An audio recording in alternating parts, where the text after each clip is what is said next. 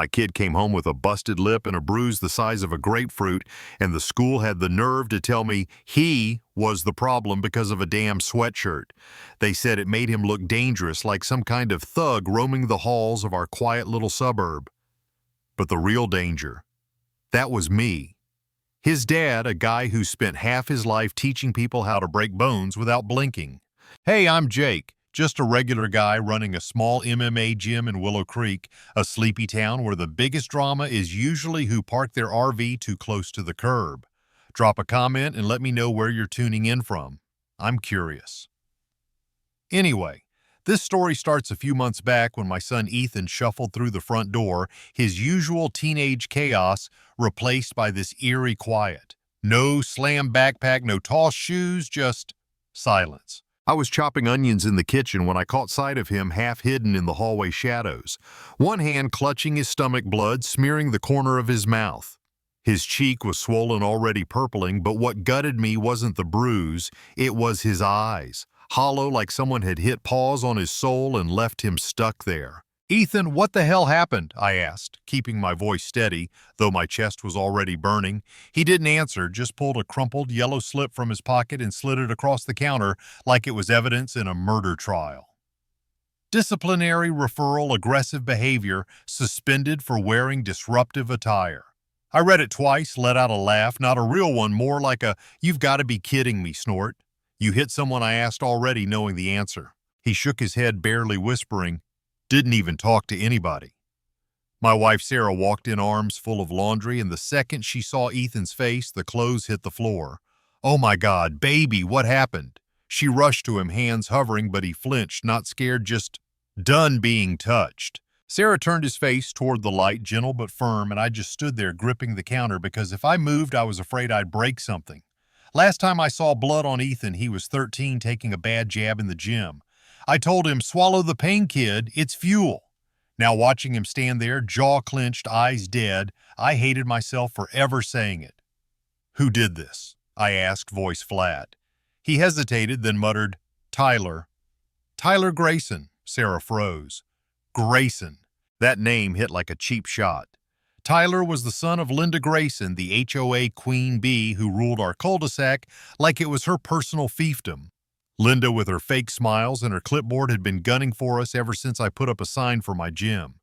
Said it lowered property values, as if my business was a neon strip club instead of a place where kids learn discipline. "This is Linda's doing." Sarah said, her voice low, like she was piecing together a puzzle.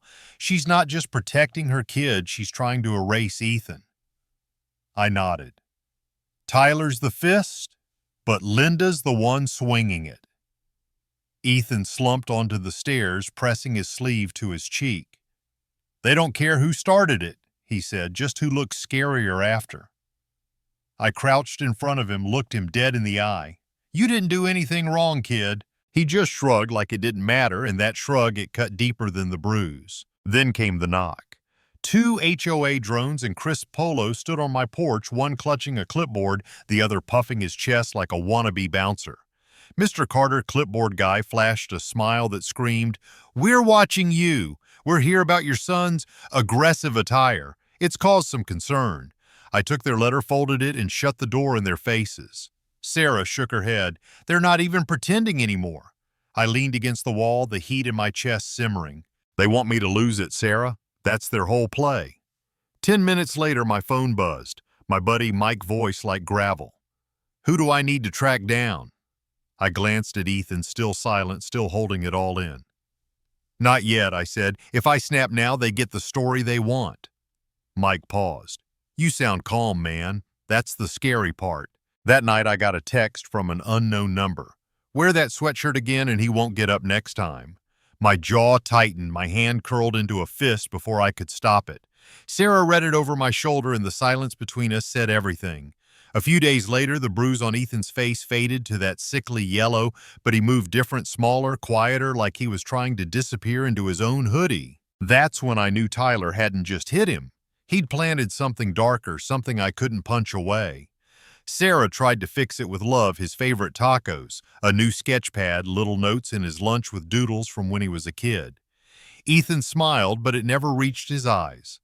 Mike swung by with a half-baked prank to dye Linda's lawn purple, and Ethan's mouth twitched close enough to a win.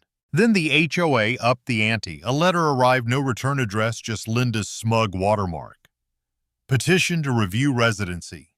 Ethan Carter, volatile presence. It cited his sweatshirt, his threatening posture, the suspension. Signed by Linda Grayson, HOA president and self-appointed dictator of Willow Creek. Sarah read it at dinner, her hand curling into a fist. This can't be legal. I leaned back. Doesn't have to be. She's playing psychological chess, guilt pressure, make us leave on our own. Sarah's eyes burned. This is personal. She wasn't wrong. I remembered meeting Linda at an HOA mixer, all lemonade and fake charm. A gym owner, she'd said, smiling like a shark. So, primal. Perfect for boys with too much energy. Her handshake was a power play, and I should have seen it coming. She didn't hate me, she hated that I didn't bow to her. The next morning, I walked Ethan to school, first time in years. He kept his hood up, shoulders tense, saying nothing. We spotted Tyler by the bike rack phone, out smirking like he was filming us for his little HOA fan club. I muttered, "Let me handle him." Ethan shook his head. "Don't, Dad. If you do, I lose." That stopped me cold. The kid saw the game clearer than I did. Later, I stormed into the school office, demanded a meeting with the principal. He was all soft voice and clean hands, hiding behind a lanyard like it gave him moral high ground. The hallway camera was down, he said. No footage. I leaned in. "Tyler hit my kid, you know it." He cleared. "Boofing without evidence, I can't." I cut him off. "You know who I am. I don't run a gym to fight anymore. I do it so kids don't end up like I did. But if anyone touches my son again and walks away clean, you won't need a camera to remember what happens next." I left him sweating. Things got uglier. Red paint smeared across my truck, dripping like blood. A video surfaced online, Tyler taunting Ethan in the hallway, calling him future felon while his buddies laughed. Titled, "Carter's Psycho Kid," it spread like wildfire in the neighborhood chats.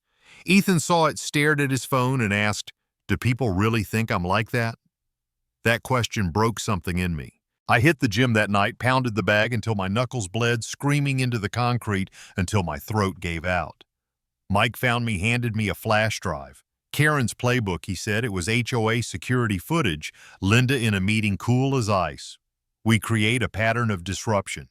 Make it impossible for them to stay. Public opinion's a weapon, use it. I froze the video, her smug face staring back. This wasn't about Ethan anymore. Years ago, her husband bet against me in an underground fight. I broke the other guy's arm, walked away with his money. Linda didn't yell, she planned. And now Ethan was her punching bag. I started building a case. My office turned into a war room. Screenshots, bank records, fake HOA complaints, all filed in a black binder thick as a phone book. I wore gloves, treated every page like a crime scene. Sarah found it one night, flipped through it, eyes wide. "You're really doing this?" I nodded. "I'm not just stopping her, I'm erasing her." The centerpiece, HOA funds funneled to fake contracts signed by Linda, timed with every fine she slapped on us. She was funding her war with our money. Ethan got in on it too. I found him in the garage tinkering with an RC car rigged with a camera and night vision. "Surveillance," he said, not looking up. "You said we need proof." He'd tested it in the HOA hall's vents, fast, quiet, lethal. "It's got range," he grinned, "and it's mean enough to clip Linda's ankle on the way out." We laughed, first time in weeks. I filed 38 pages with the city ethics office, CC'd 2 reporters who'd been sniffing around Linda's HOA for years. But that was just the warm-up. Linda called an emergency HOA gala, all lace and violins, her victory lap. Sarah and I showed up, her in a sharp green dress, me in the gym jacket Linda hated. Whispers followed us. "They're here, aren't they?" Banned, but Sarah had receipts. HOA dues, charter clauses stapled and ready. Linda took the stage, all smiles, preaching transparency and community. I waited until she hit her big finish, proactive safety, and airdropped the RC car footage to every phone in the room. Her voice filled the air. "By the time they check the permits, the funds are gone." "He's finished." Gasps rippled through the crowd. "That's her." "What funds?" Linda stammered. "It's edited fake." I stepped up, plugged my phone into the projector. Her face lit up the screen, damning herself. The room went silent, reputation shattering like glass. Sarah handed out folders indexed stamped page 10, tying Linda's fraud to her sister's P.O. box. Ethan walked forward, hood up, calm as stone. "You tried to ruin my family," he said, handing a USB of her fake complaints to a reporter. Flashbulbs popped. "You punished me for who my dad was, but I'm not afraid of you." Linda stumbled speechless as the crowd closed in. Sarah leaned, close voice like a blade. "This is grace under pressure." We walked out, her hand in Ethan's, the chaos of Linda's fall echoing behind us. The next morning, the video hit the news. HOA scandal rocks Willow Creek. Linda's name was scrubbed from the community sign, literally spray-painted over. The school called us in principal, mumbling apologies, but Sarah shut him down, demanding a retraction and a review of every forged suspension. Ethan went back to school, hood up, no whispers, just nods. He aced his math quiz, sat front row, walked tall. The IRS came for Linda's fake contracts, and she sold her house, vanishing 3 counties away. I saw her once at the grocery store, no clipboard, just a hoodie and cracked sunglasses, clutching chicken salad like it was her last anchor. She saw me, turned and walked away, shoulders heavy. Back home, Ethan was in the garage polishing the RC car's lens. "Think we'll need it again?" he asked. I sat beside him. "Hope not." He looked up, voice steady. "If someone like her comes back, I won't wait for someone else to fix it." That hit me, not about Linda, but about him. He wasn't my kid anymore. He was a survivor. Sarah locked the binder in our safe, not for revenge, but for memory. That night, I passed Ethan's room, saw a sticky note on his RC controller. "Eyes open always." The enemy was gone, but the lesson wasn't. Peace isn't loud. It's Ethan walking to school without looking over his shoulder. Sarah smiling at the window, me rewriting the gym's code. Strength isn't what you hit with, it's what you stand for. But here's the thing. Linda's gone, but someone else could step up, another clipboard, another smile. So, what do you think? Was it justice or did we go too far? Drop a comment. Share your take. Have you ever faced a bully like this in your community? Let's talk.